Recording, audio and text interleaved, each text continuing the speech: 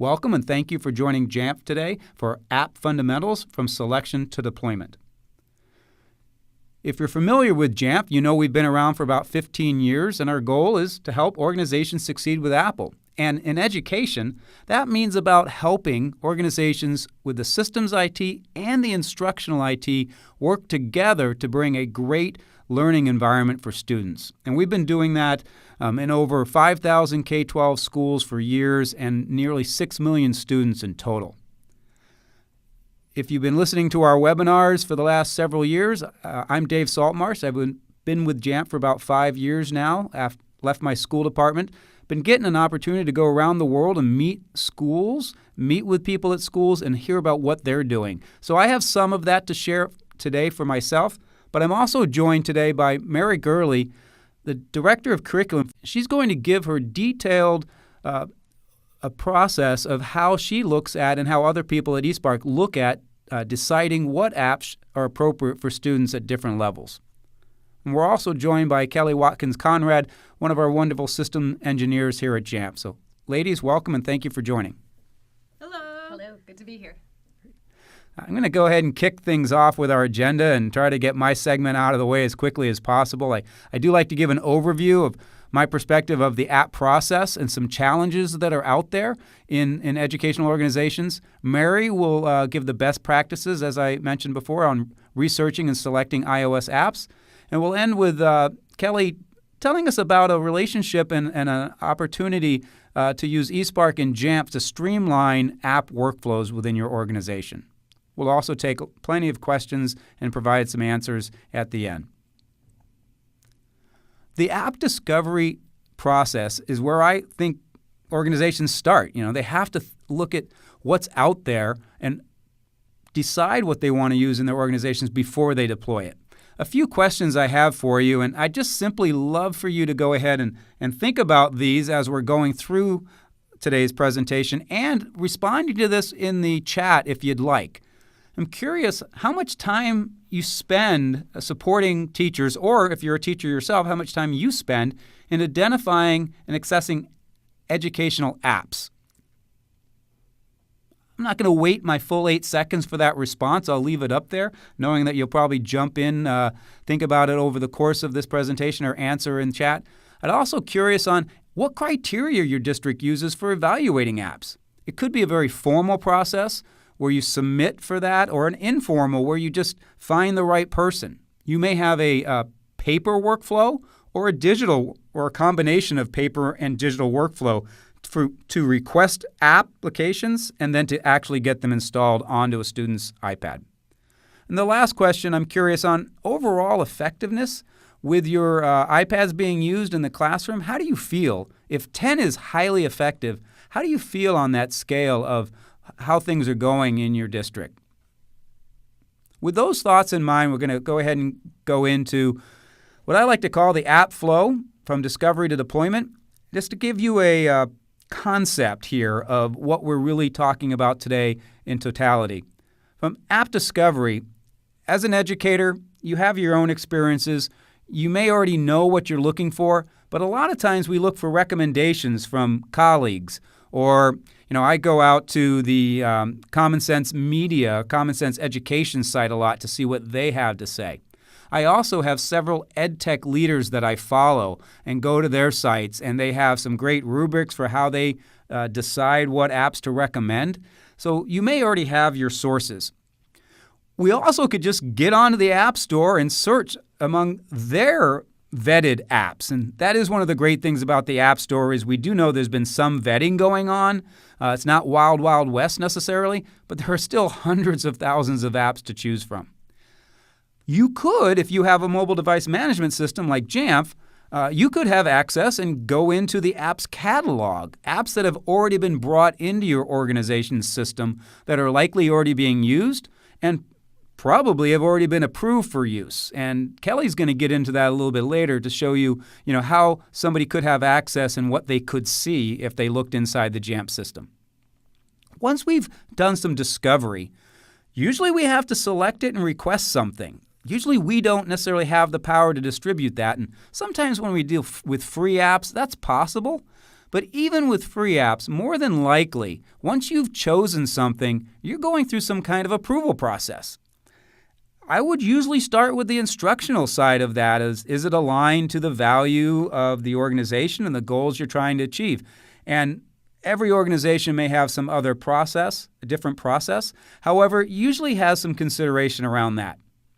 IT is often sitting in that chain of approval, and while they may be, in many cases, the primary person deciding, really, IT has some considerations. Kelly will get into it a little bit, but they need to make sure the app will actually run and function properly.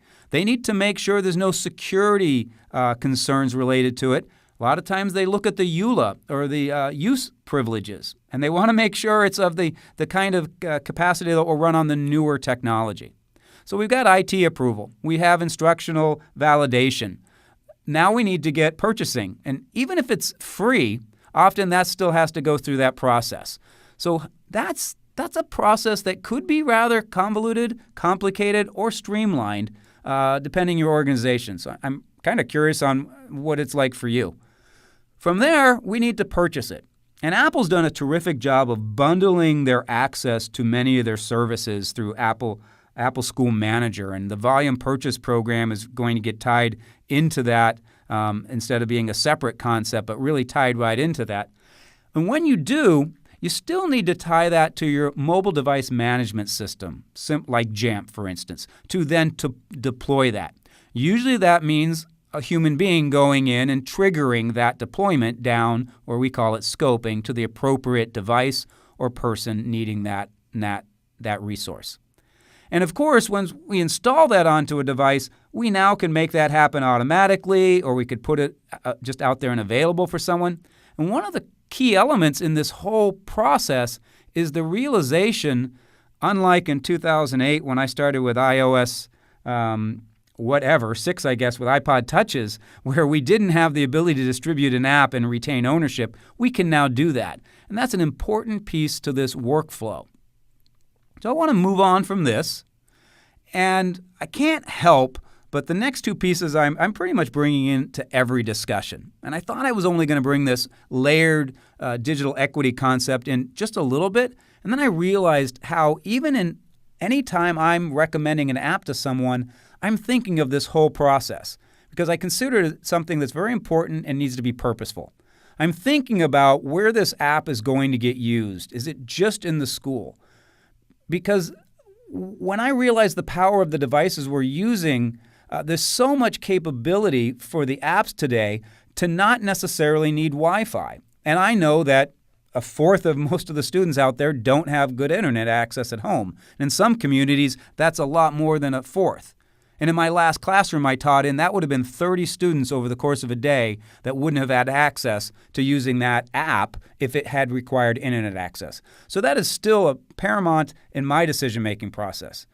I also am looking for the capabilities personally as a person who relies on assistive technology, but as someone who worked in an assistive technology program, I'm really looking to make sure that the apps are designed initially to support all learners. And when I think about all learners, it's the affordances. It's not just the text-to-speech that I rely on or some other assistive piece, but the affordances of the touch beyond just typing on a keyboard and the magic of dynamically linked representation. I'm looking at apps that can transform what I used to do. And that goes to the SAMR kind of model. Are the apps supporting that above-the-line transformation? So again, tying this multiple layers to apps, just like I would almost anything else I do in schools, I start thinking about the teachers involved. What's the effort level on the teacher's ability to personalize the instruction? And how does that new burden, which has been the burden since education started in my mind, but with technology, have we added complexity or we simplified it? And of course, I've sat on both sides of the house. I've been a teacher, instructional technologist, a director of IT, and I have to consider the workload, and I'm always trying to work myself out of a job when I'm especially in IT. How can I hand things off to the practitioner? So I look at the apps we're choosing from an IT perspective also. And that wraps up to financially. Think about the apps you're spending money on, and I'm not adverse to spending money because a lot of people got a lot of free apps years ago, that those developers aren't around anymore. But if I'm purchasing apps that meet all my criteria, can I reuse them? Can I put them back out again next year to different students? The sustainability notion of equity is supported when you can use resources that are no longer considered consumable. Let me move on because I really still want to get to Mary's section where she starts talking about how she looks at selecting apps. I'm going to bring this notion up that I have these two kind of concepts that I'm preaching on a soapbox about. And if you want to go see more about digital equity, we have a presentation and a video just on that where I get into more detail. This kind of concept where I do an analogy to SAMR, it still makes me think about how I select apps. I'm looking at apps that absolutely align to something that goes beyond substitution and basic usage of word processing and basic communication that really transforms learning, that does things we could never do before. And I also want to make sure I didn't put that bar that's preventing people from being able to reach their potential. So when I'm looking at apps, it's not just how is someone going to use it today, but is there the potential to go places that I as a teacher could never have taken them before. And the same thing goes here at Jamf, because often people are looking at when they're getting apps just at that initial implementation. What do you put out that first week of school to everybody? Well, set it and forget it is the 90s, if then. Since then, I've been trying to personalize the experience and be able to adopt something new for a student this afternoon because I received an email from a teacher identifying a student with a special need or a special interest that we could get them some new content. So we want to look at this app process as a continual, agile process.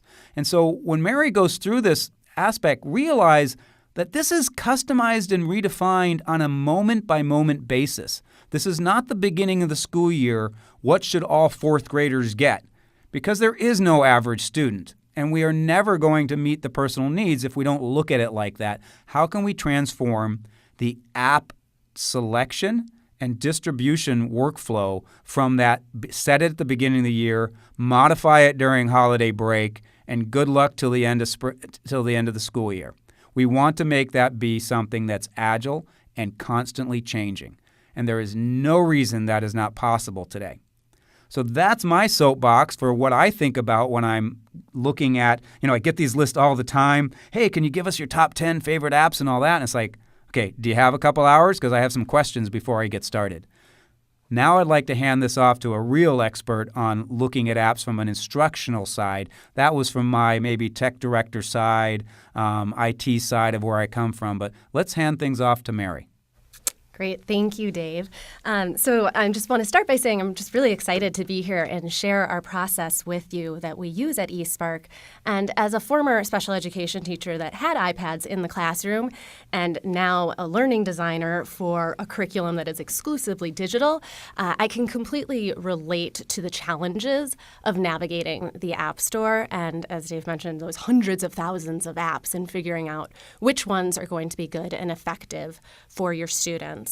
So I thought today I could take you through some of the things that we've learned at eSpark for curating really good digital content. And those 4 steps that I'm going to dig into here are assessing students' needs, and that's assessing all students' needs, not just at a classroom level, but at the individual student level, unpacking those needs in the form of skills and standards, and then evaluating content once you've begun sourcing it against a rubric, and then figuring out ways that you can collect and apply data to see if that content is actually effective and working for your students. So we'll start with the first step that's the most important, and it's assessing students' needs. And I think Dave just said it really well that, a 4th grade class is not as straightforward as having all students at a 4th grade level that need 4th grade math content and 4th grade reading content. You have students across the board with varying needs. Their needs go above and beyond grade level, and they vary amongst skills. So you might have students who really struggle in operations and algebraic thinking, while the the student next to them really needs numbers and operations base 10. So the first part is really understanding those students' needs. And what we do at eSpark is we like to leverage the existing data that you already have in your classrooms. We know that teachers are assessing students, districts are assessing students, and we see a lot of really great data out there that can help us see the individual needs of students. So we start with that kind of data.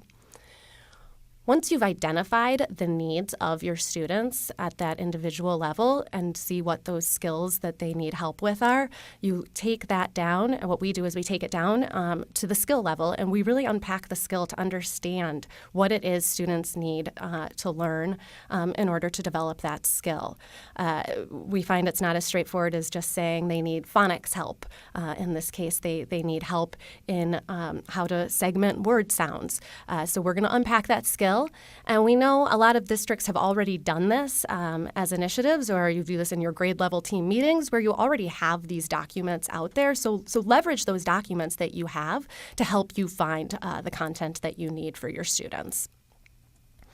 So with that, unpacking is when you start the sourcing. And as I said, it's not as straightforward as just saying first grade phonics.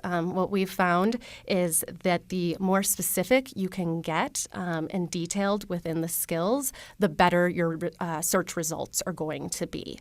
I wish I had some secret algorithm that we use back at eSpark where I just plug it in and all the perfect apps magically appear. Unfortunately, they don't. But what they do is using that unpacking that we were looking at here, using those keywords and skills is what's going to help me find much more specific content that's going to meet the needs of students. So great, you have all this content, you've downloaded all these apps, and now you want to know if they're actually good. Are they going to be effective for students? And there are a lot of different ways and things that you can look at to evaluate an app, but we've broken it down to this 6-point rubric that we've found really helps us determine if apps are going to be academically effective as well as engaging for students. So we'll start with the most important one, which is alignment. We looked at that unpacking. You've been sourcing and downloading apps based on a skill that you want. And when you download that app, you might find suddenly that it does not actually align to the skill that you thought it did. Perhaps you're looking for something that is going to teach students the strategies for addition, and you download and you find it's just an app that is rote memorization. It's a flashcard app. So you want to make sure that it's truly aligned to the strategy and skill you're trying to teach your students. If you find it's not aligned, you toss it out and you go back to the drawing board and start over. But if it is aligned, then you move on, and this is the next piece that we found on our rubric to be really important is risk factors. And we define risk factors as anything that's going to detract from the student experience, the student learning experience. So we've probably opened an app before, and the first thing you see, you don't even see content, it's already prompting you to go back into the App Store and buy another app, or it's got inappropriate ads popping up. Anything, again, that's going to distract students, we want to download apps that are going to provide them with a focused and error-free learning experience. In addition to having that non-distraction from learning is this scaffolding of learning. We want students to be working independently. We really promote this independent working on iPads, and we want to make sure that they're getting enough support. We don't want to provide them with apps that are going to persist or promote misconceptions of learning. So really looking at apps that provide feedback to students, telling them why they may have gotten answers right or wrong. Also giving them the opportunity to try again. And then also finally in this app that I have up here of Electric Sums, it actually gives them hints and breaks down the concept so that they can actually get tips and tricks on how to complete the problem themselves independently. And then in addition to that scaffolding, we want to see that the students are intuitive, that the app is intuitive for students. So the ease of use of the app. Students can navigate it without having to get up and tap the teacher on the shoulder and ask what they're supposed to be doing within the app. So if you can see there on the right-hand side, we've got this overwhelming menu that students would have to pick from. And what we've learned at eSpark is the more directions that we give students in having to navigate the app, the less likely they are to navigate to the correct part of the app. And they could really end up going to a portion of an app that is either well above or well below their skill level. So really looking for apps that are straightforward and intuitive to navigate.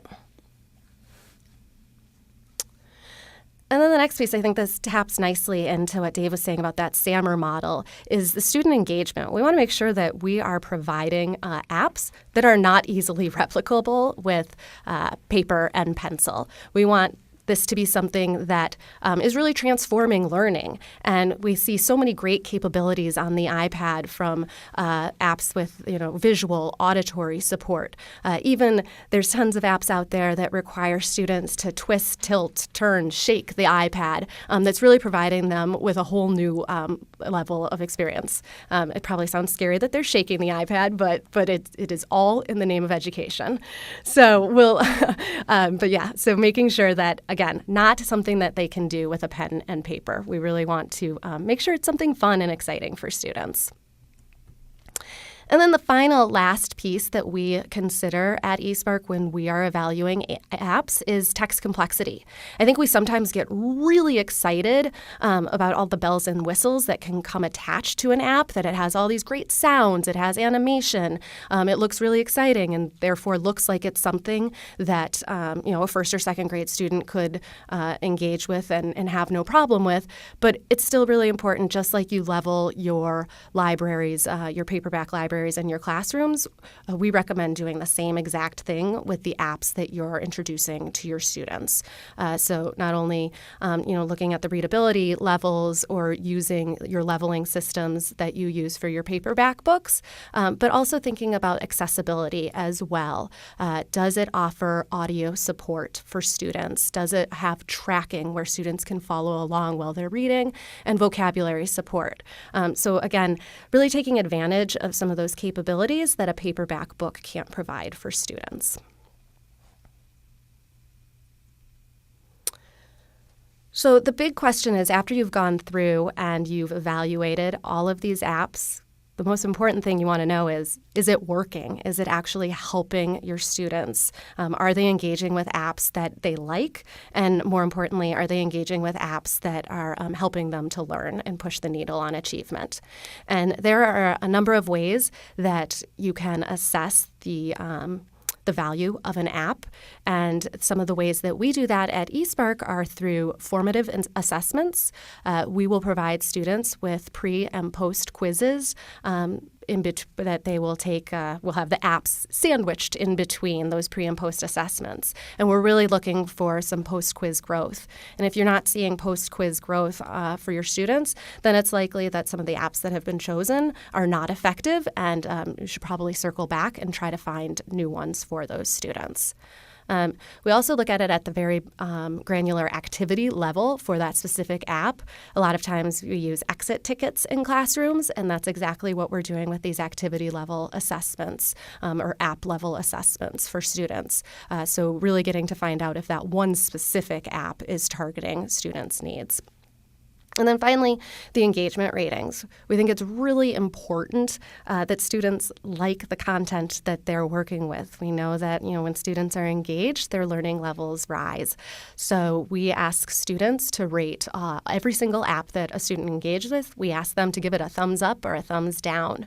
And if we consistently see a thumbs down coming from an app, we know that it is one that we should probably remove and replace with something new. And students are not shy about telling you what they like. So it's just really a matter of getting that discussion going with them and asking them which ones they like, which ones they don't like. And you may start to see patterns in the apps that they do like. And you can then start to think about, perhaps what we've found at eSpark is students really like apps that have British male voices. They are difficult to find, but we are doing our best to find all of them because that's what students seem to be drawn to. So you will pick up on patterns for your students. We also use third-party assessments. We know this is something that all of our districts are using, and the assessments, particularly like NWEA and iReady, have students taking assessments 3 times a year. So rather than having to wait an entire year to see how students are doing, if you remember that first slide we looked at was assessing students' needs. You may have assessed students' needs in the fall and put them on one specific area, such as operations and algebraic thinking. And then come winter, you can see how that student has progressed in operations and algebraic thinking on that third-party assessment. And if you see that they are starting to move faster in the particular area that you were providing them with apps, then that's a good indication that your app selection has been really great and is really working for your students. So that's a lot of work that goes into curating. I know it may sound overwhelming. We tried to quantify how much time it actually takes to do all of this at eSpark, and we found that ultimately putting together and creating assessments for teachers is taking about 4 hours. That actual curation and setup portion of actually sourcing, downloading those apps, and then getting those apps out to the iPads is taking about 54 hours, and then rounding it back out again with more assessment is likely taking about 4 hours. And so what we're looking at is it's about taking 62 hours to get a really effective suite of apps out to students.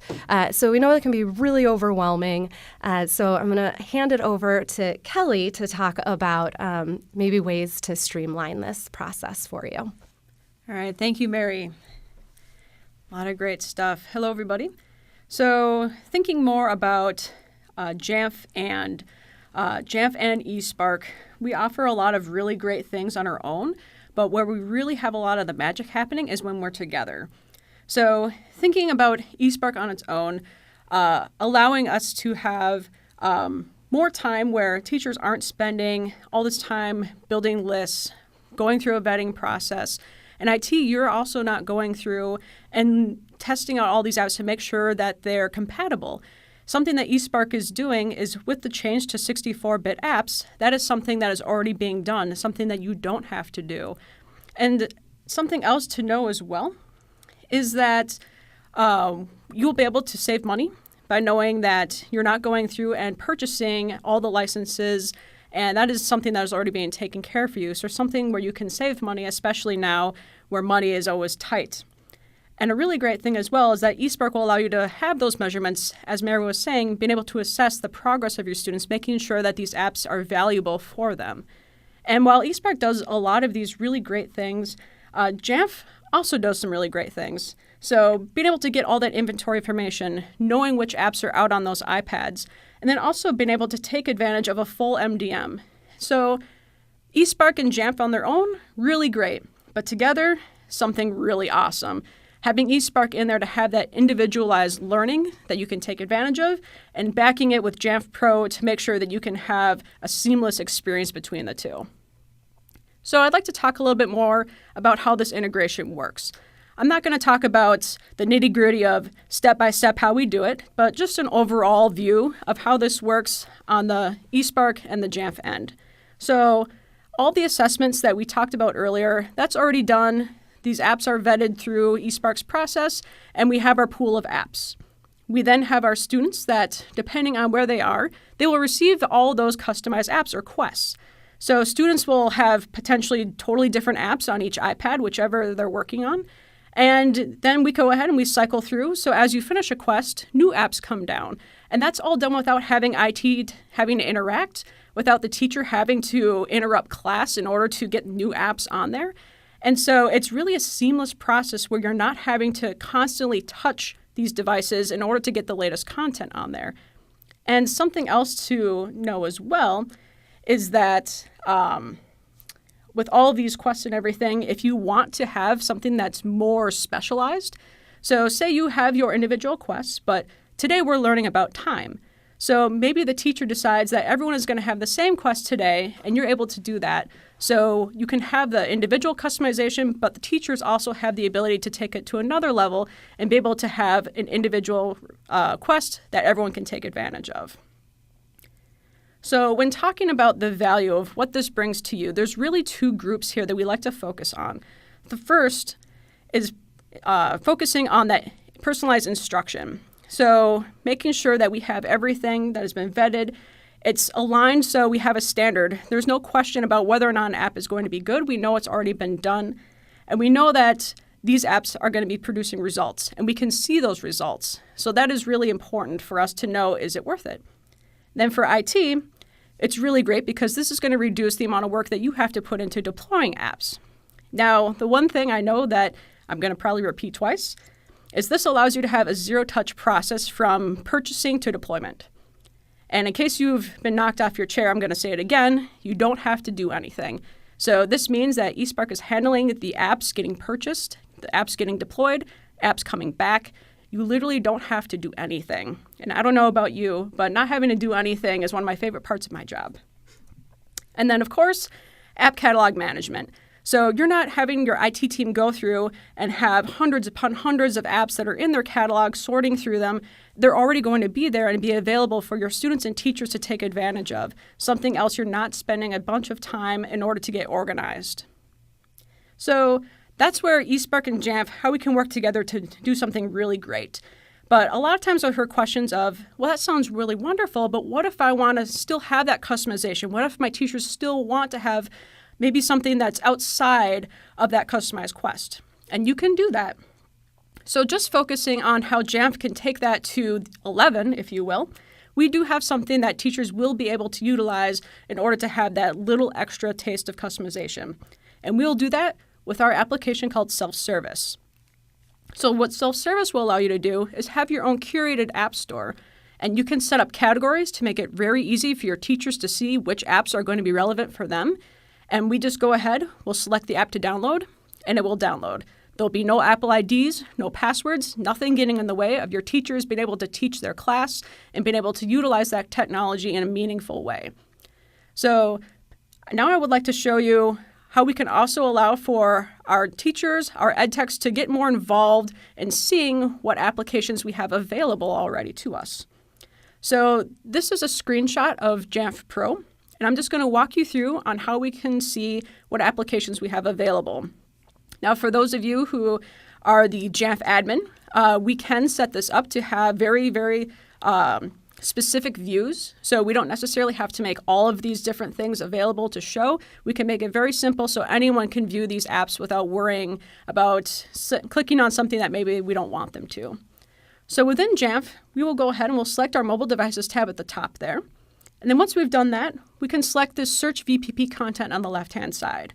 We'll then go ahead and we'll do, for our case, a blank search that will show us all the content that we've purchased.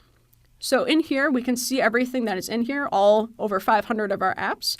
And really, the best part is we can see how many of them have been purchased and how many of them are being used. And what's wonderful is that with device-based VPP, we are able to deploy out those apps, again, without an Apple ID or password, nothing to get in the way. And then we can take it back once that student or teacher is done with that application. So a really dynamic way to continue to utilize those apps that you own and being able to get them to whoever needs them. So again, just to cover device-based VPP, no longer need to worry about that pesky Apple ID getting in the way. We can now install those apps either through self-service, as I showed earlier, or we can have those applications install automatically. And we can also set it so those apps will update automatically. So we don't have to worry, again, Apple IDs, passwords, anything updating in the middle of class we don't want to. That is something that we can set, something we can control in order to have the best user experience possible. And then, of course, you're able to keep those apps and you retain ownership of those apps no matter where they are. So being able to save money, and we can know that as soon as we've purchased all those apps, they aren't going anywhere. We don't have to repurchase them. So that's the story of Jamf and eSpark. And I'm going to go ahead and pass it back to Dave. Super. Thank you, Kelly. And I have to admit, I asked Kelly to make those slides so that I could understand the process. And of course, she is very adept at jumping in and getting extremely technical. One thing I do know is I actually set up the eSpark Jamf integration a year or so ago when I first started on my own. And Kelly's been taking care of it and got it set up again for another system that we use when we go on the road and demo. And the process is pretty slick. However, we can get into more detail if people want to see how things work, and I will share a resource. Just to recap, we realize that personalized learning is a driving focus of most organizations, and when you're trying to help organizations succeed, it is what are they trying to do. And we realize getting the right content to the right student at the right time. And I'd like to reiterate this. It is 100% possible today, and it's possible to do that on an agile, ongoing, as-needed basis. There is no point you don't set up devices for all students on day one and let them sit there all year. We want to be agile about this. But we also recognize as a teacher, sometimes we throw technology onto it and it actually adds complexity. We want to simplify that. And so we recognize roles as educators that we've shifted. I'm not the all-knowing person. I can't admit to having ever been that. I'm comfortable in front of a group saying, we're going to put you in front of some apps that I've never even used before. I was doing this like a week or so ago with some students. I was like, I don't know, try something. And they can't be the only person out there finding this content. We also know it takes a lot of time. 33 kids in my last classroom trying to mass customize, it really wasn't possible in the 90s. It is today. It is possible, and the capabilities are there. We also need to find solutions that play well with others. One of my favorite things is a video you could go on and see from some of our customers. And I'd encourage you actually to go on to Jamf and watch some of our webinars. But if you see some customer stories, there's a couple of ladies that manage IT at a school district in Pennsylvania. They're like, we've never had companies get together like you all do to solve problems. That's what Jamf is, and eSpark is trying to accomplish something that we want to help people do. We do have webinars that we have another one on personalized learning that really showed a lot more of the eSpark solution. We wanted to highlight app selection because we get these questions every week, if not every other day, on how to select apps. And one thing I want to point out is I do not need to go to another session on my top 100 favorite apps or my top 50 favorite apps. Teach me to fish. Teach me on how to evaluate, and that's what we got today from Mary. Really appreciate that side of it. We do have some resources that we're going to try to pop into the chat, or we can get you. We have a Jamf and eSpark installation setup guide. We have a 100-level set of videos that are free. There's about 40-something videos online at jamf.com. About 24 or so pertain to iOS. And there's a great one on VPP talking you through how to distribute apps and retain ownership. And I'd be remiss if I didn't help out our marketing and sales team with mentioning there is a next step. So if you're interested in contacting someone at Jamf, we can also get you in contact with eSpark. I want to share that information. It's usually pretty easy to find us. So thank you very much for taking the time today to learn a little bit from our perspective on app fundamentals from selection to deployment.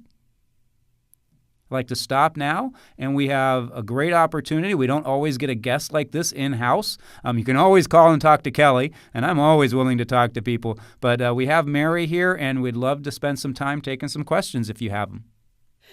I will say I know I threw a lot of information at you, and there are a lot of steps to that rubric. And I would say if you're just starting in evaluating apps, just pick one or two of those points that are on the rubric that are important for you. And also, don't try to reach every single student in the classroom. Try to find a few students that maybe have similar needs, and start small and see, get your toes wet with it, see how it goes, and then start to grow it from there. But don't feel like you have to do it all at once. Terrific. And I'm going to ask a question to Kelly. We have a question about customers. We don't do one of those things that a lot of people do with their race car slide with all their customers all over. I mentioned 5,000-something organizations. We do have them globally. But someone's asking specifically California, how do we usually connect people with other customers, Kelly, when they start asking for references and things like that? Sure. So if you're looking for any references, go ahead and I will toss my email out there. And if you can just email me, let me know where you're located, preferably if you're K-12, high ed, and then maybe just a few ideas of maybe some specific things you're kind of wanting to find out. I can get you in touch with some different customers in California, specifically here, and be able to find people who you'll be able to connect with and be able to team up and ask questions. I'd be more than happy to help you with that. I've traveled to a couple schools in the San Diego area and watched some presentations by the schools. What I usually end up seeing is they're presenting their results, the graphs and charts of the students' progress, the improvement they make in just one, semester or quarter of the year.